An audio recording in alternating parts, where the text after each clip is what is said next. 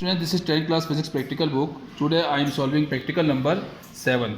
Practical number 7 में करवा रहा हूँ. Okay students, this is practical number 7 जो है ये हमारा ये वाला प्रैक्टिकल है ग्लास स्लैब का. ओके स्टूडेंट्स, तो इस प्रैक्टिकल में जो है स्टूडेंट्स हमारे पास यहाँ पर आप देखिए ये प्रैक्टिकल में ऑब्जेक्ट जो लिखा है to study the laws of reflection. Okay, laws of reflection का प्रैक्टिकल है. Find out the value of reflective index. हमको रिफ्लेक्टिव इंडेक्स की वैल्यू मालूम करनी है ग्लास स्लैब की मदद से. तो हमारे पास जो प्रैक्टिकल में यहाँ पर जो एपरेटस इस्तेमाल हुआ है आज वो हमारे पास ग्लास स्लैब है. देखें, this is our glass slab. Okay, and drawing paper and thumb pins we are using in this practical. Okay, and a drawing board and some these common pens we are using. Okay, so let's see here glass slab, drawing board, drawing paper, thumb pens, common pens. All apparatus we have in our practical: glass slab, drawing paper, drawing board, thumb pens, common pens. Okay, so we are going to start this practical. Here students, see here. Let's come here students, please come here, got this. Okay, so we are starting this practical. First of all, I will draw horizontal outline of this practical here. Okay, yes, of course, thank you. Okay, I am drawing an outline of this glass slab. Okay, I have to find the refractive index of this glass slab. Okay, I have drawn outline. Okay students, so now I will keep my D, which I am now using here. This is my D. Okay, I will take the center point of this line which I took here. See here, this is my center point. Okay students, this is my center point.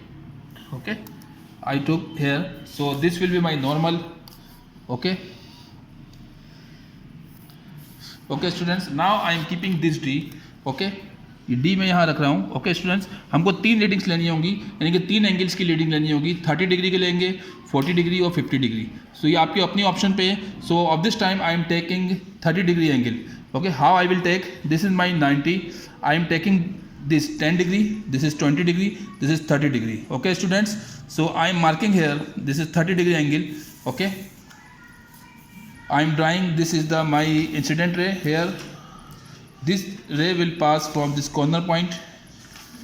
Okay, so okay, this is incident ray students. We show from angle I, we write incident ray as angle I. This is my 30 degree angle which I took from D. Okay, incident ray बोलते हैं students आने वाली रे को. ये कोई भी air हो सकती है, सही है. रेयर मीडियम से जो है ये आ रही है हमारे डेंसर मीडियम के अंदर. जब आएगी तो ये स्ट्राइक करेगी. अगर फॉर एग्जांपल यहाँ कोई मीडियम नहीं हो तो एयर बिल्कुल आएगी तो स्ट्रेट निकल जाएगी. मगर ऐसा नहीं होगा. जब ये एयर जो हमारी इंसिडेंट रे जब ये इस मीडियम से स्ट्राइक करेगी तो स्ट्राइक करने के बाद इस तरह से बेंड हो जाएगी. तो अब मैं दिखा रहा हूँ कैसे होगी बेंड. अब देखें, now I am attaching these 2 pins here. Okay, on incident line. Okay students, now I am keeping this glass slab here. Okay, now students, I will observe these 2 pins, the image of these 2 pins from the inside area of the glass slab. Okay, now we shall see these 2 pins from the internal side of the glass slab. You know very well, here I am seeing this, the image of these 2 pins you are seeing. Now I am attaching these 2 pins on the opposite sides of these 2 pins. Okay, in 2 pins के opposite side पे मैं ये pins attach करूँगा कि मुझे चारों pin एक straight line में नजर आए. Okay students, so now I am attaching here.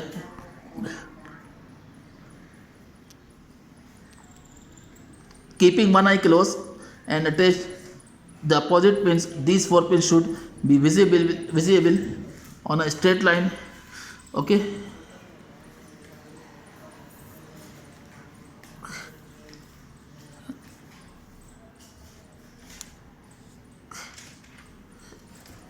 all 4 pins should be visible on a straight line students. Okay, you are seeing I have been attached 4 pins.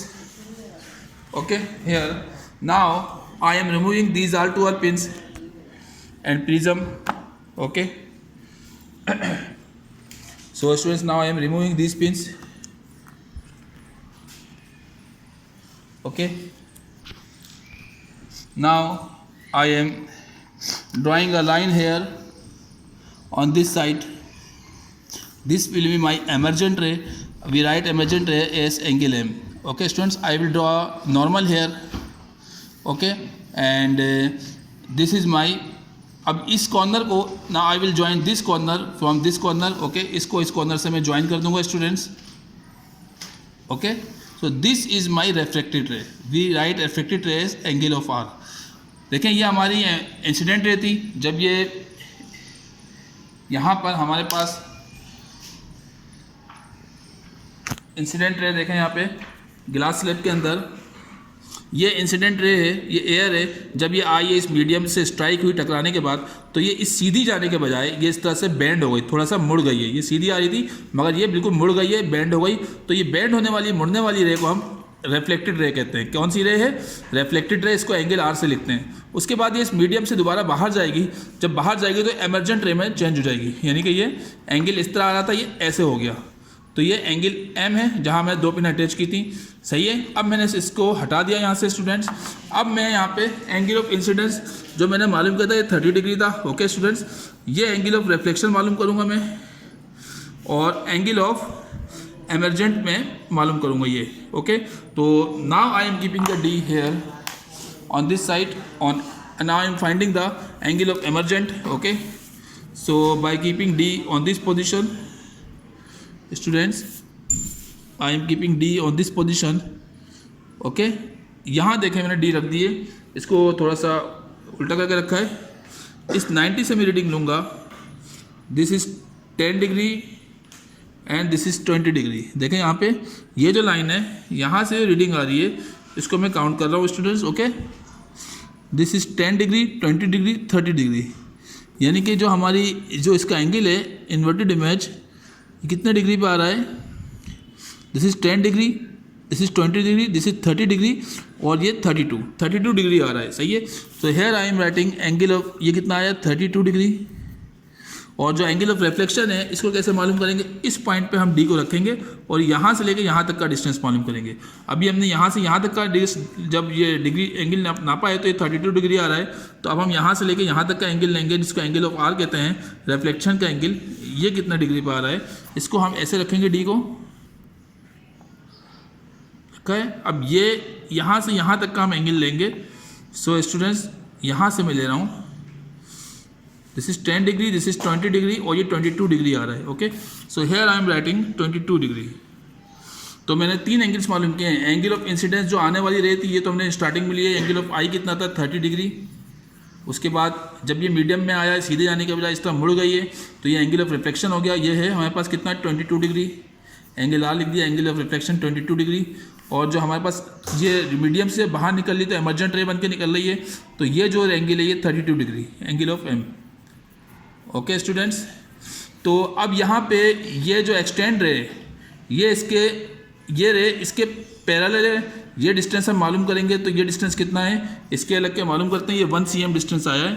देखिए यहाँ पे 1 cm. तो ये हमारा रिफ्लेक्टिव इंडेक्स कितना आया है? 1 cm. रिफ्लेक्टिव इंडेक्स आया हमारे पास कितना स्टूडेंट्स? ये 1 cm. ये हमारा आंसर है. इस तरह हम 3 एंगल लेंगे. एंगल ऑफ इंसिडेंस हमने 30 डिग्री लिया है. हम 45 डिग्री पे तीनों एंगल निकालेंगे, उसके बाद 60 डिग्री पे निकालेंगे.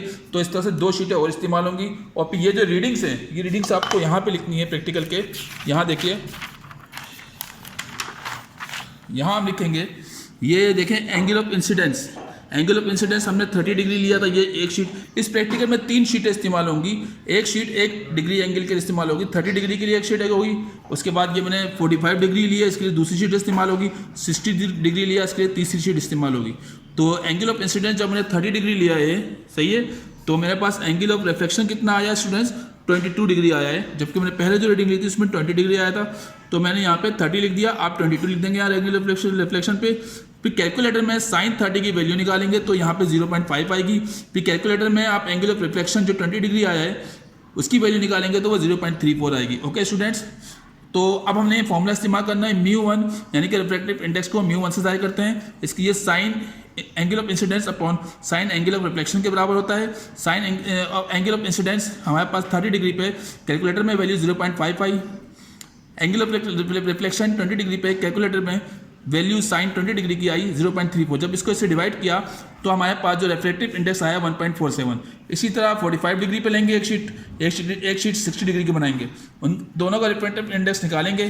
तीनों रिफ्रैक्टिव इंडेक्स को जब हम प्लस करेंगे और 3 से डिवाइड करेंगे तो हमारे पास जो मेन रिफ्रैक्टिव इंडेक्स 1.58 आएगा। यह हमारा आंसर होगा और इस तरह आपको ये ऑब्जर्वेशन कॉलम्स फिल करने हैं।